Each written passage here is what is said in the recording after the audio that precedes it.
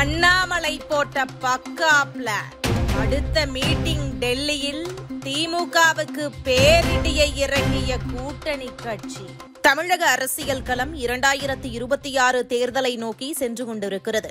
அண்ணாமலையின் அதிரடி அரசியல், திமுக மீதான மக்கள் வெறுப்பு, அமைதி காக்கும் எடப்பாடி விஜயின் அரசியல் என தமிழ்நாடு அரசியல் களம் பரபரப்பை ஏற்படுத்தியிருக்கிறது.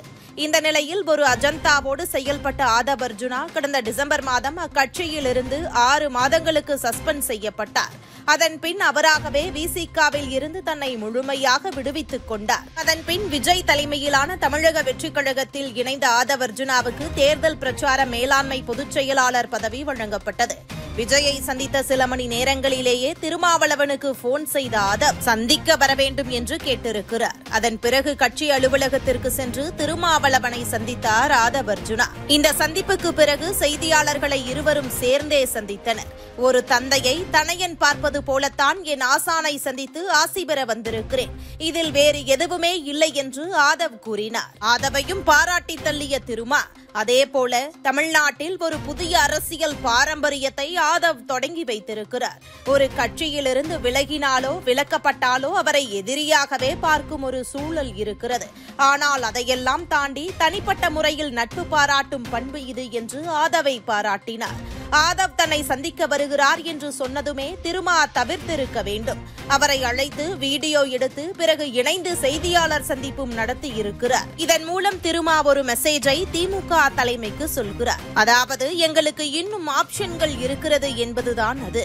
ஒருவேளை திமுக கூட்டணியிலே விசிக தொடர்ந்தாலும் 2026 சட்டமன்ற தேர்தலில் ஆதவ் அர்ஜுனா விஜயின் கட்சி சார்பாக போட்டியிட்டால் அந்த தொகுதியில் திமுக கூட்டணி வெற்றிக்காக சிறுத்தைகள் உழைப்பார்களா அல்லது ஆதவ் வெற்றி பெற வேண்டும் என நினைப்பார்களா? அப்படி ஒரு சூழல் ஏற்பட்டால் ஆதவ் போட்டியிடும் சட்டமன்ற தொகுதியை நாங்கள் விசிகாவுக்கே கொடுப்போம்.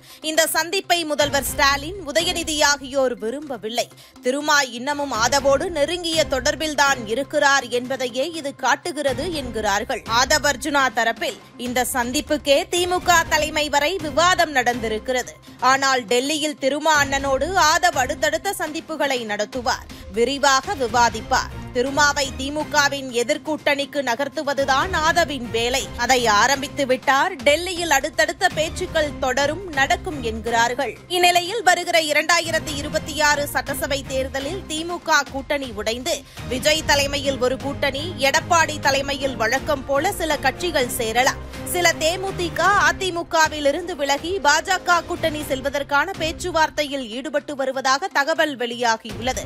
பக்காவாக பிளான் போட்டு வேலை செய்து வருகிறார் அண்ணாமலை. பாஜக கூட்டணியில் இருக்கும் பாமக, டிடிவி, ஓபிஎஸ், திருமாரஞ்சிவுடன் இணைந்து தேமுதிக வரும்பொழுது 2026 தேர்தலில் நடக்கும் 4 முனை போட்டியில் அண்ணாமலை தலைமையிலான பாஜக கூட்டணி வலுவான கூட்டணியாக இருக்கும் என்ற தகவல்களும் வெளியாகியிருக்கிறது. இதுபோன்ற முக்கிய நிகழ்வுகள், அரசியல் தகவல்களை ஆழமாக மாறுபட்ட கோணத்திலும் அறிந்து கொள்ள மறக்காமல் உங்கள் TNS24 டிஜிட்டல் பக்கத்தை பின்பற்றிக் கொள்ள